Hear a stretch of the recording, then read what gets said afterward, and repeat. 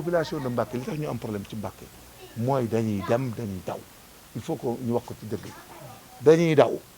bari nañ jàng man ñi ma jàngandooloon yëpp ñu ngi fi ay avocat ki médecin ki lu nee ngi fi képp koo ci gis mu ñëw fii di fi wut kër gum làqatu politique ko indi pour rek a poste mu toog fa wala mu am leneen léegi nag cette affaire politique boobu moo rey suñu dëkk bi moo rey Mbacké moom la ñuy teg fële xam ne du ñu tekki loolu noonu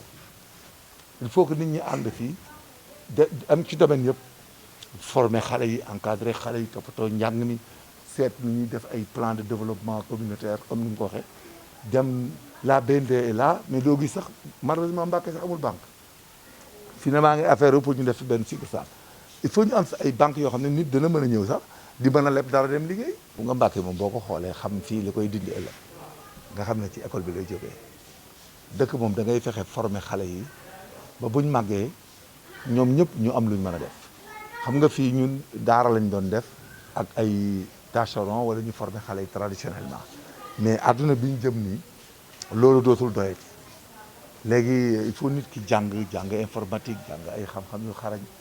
même pour vivre rek dans la société déjà loolu il faut nga jàng léegi loolu kenn mënu ko bañ parce que société boo xam ne électronique lay demee informatique lay donné le tout est forwardé par un système électronique il faut tout comprendre et si tu ne fais pas boo deful école publique bi doo ko mën a xam donc loolu moo gën a xam ne ñoo xam ne Mbacké fii ceci problème bi mooy lan faj nit ñi faj bi c'est normal parce que nous sommes dans une zone boo xam ne jàngoro yi dañ fiy rester tout le temps donc les personnes sont importantes dañuy faral di am jàngoro di faral di feebar te élèves yi fii dañuy xaw a xiiboon ndax dafa nekk zone bu tàng zone bu am parce que climat bi dafa favorable sax ci xale ni muy màggee donc fii xale boo ko fi yoree il faut nga di ko toppatoo di ko taxaw soo bëggee mu yegg fii nga bëgg mu yegg donc il faut les accompagner pour que ëllëg ñu am xale yoo xam ne danañ apte pour jàng bon li leen téye nag ñoom ñoo ko xam li tax dëkk bi peut-être ñoom ñëw ñi ñeneen ñi sont intéressés par la politique fu ñu amul militant duñ fa dem ñi ci des aussi peut-être ñoom peut-être ils ont perdu les ponts ici xam nga man damaa jaay samay bagage ñëwaat toog ñëwaat toog Mbacké dama ñëwaat toog ci parmi samay ñi ma bokkal moo tax ma def lii fii nga taxaw ni man maa ko moom damaa jaay samay bagage jënd ko fee ñu nekk noonu dafa am lu ma jaay ñeengawu ma ko suba teel man fi ma teg Mbacké la rek ak li ma samay waajur jàngal ci Mbacké moom laa gëm donc man ñoom xam naa ñooy samay mbokk fii laa dëkk donc moo tax lu ma am andi fii quoi mu jeex c'est-à-dire nit koo xam ne da ngay dem foo dëkkul amoo fu mbokk amoo fa dara tu essaies de te créer une personnalité là-bas mais da ngay tromper sa bopp nit ki fa nga dëkk ngay dem def 1500 la donc les 500 seront des talibés et leurs oustas ci yeneen 500 yi dañuy nekk talibé ak oustas yi donc yeneen 500 yi ñooy nekk voilà donc loolu c'est la BNDE accompagnée par nos partenaires comme Mame Boye Diao et le directeur de la Sénat donc ça veut dire que inchallah on aura le temps de leen enrôler ñëpp comme ça muy li ñu diggee ñoom déwén aussi ñuy fexe di ko renouveler parce que affaire santé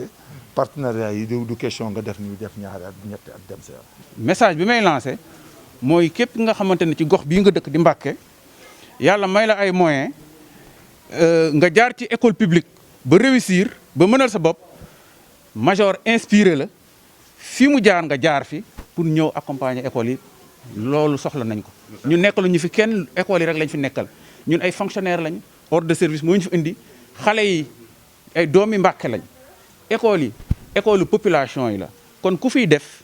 say doom nga ko fi defal say population nga ko fi defal réew mi nga ko defal kon dafa am solo ku fi jàngee yàlla may la moyen nga mën a yëkkati ci sa moyen yooyu ngir delloo njukkal école nga dellu si jàppale école jàppale xale yi pour ñu mën a jàng bu mën a ayib ba ëllëg ñu mën a yor réew parce que nag suñu xale yi lu tax ñu leen di yóbbu école mooy dañu bëgg ëllëg réew mi mujjee ci seeni loxo mais bu ñu bëggee réew mi mujjee ci seeni loxo ñu yor ko yor bu mucc ayib il faut ñu jàngal leen jàng bu mucc ayib jàng bu mucc ayib nag mënul am su fekkee moyens yi war a accompagner école yëpp teewul. waaw école yi gis nañ ni classe yi doyul salle de classe yi doyul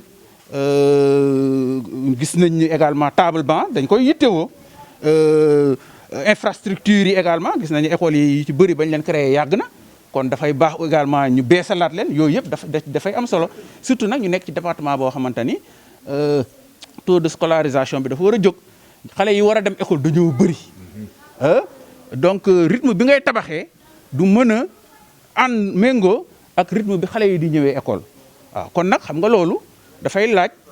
ñu am yeneen stratégie yi ñu mën a def mettre en place pour di gunge école yi te loolu nag dafay am solo ay yeneen partenaires yeneen bonne volonté di ci dugal seen loxo.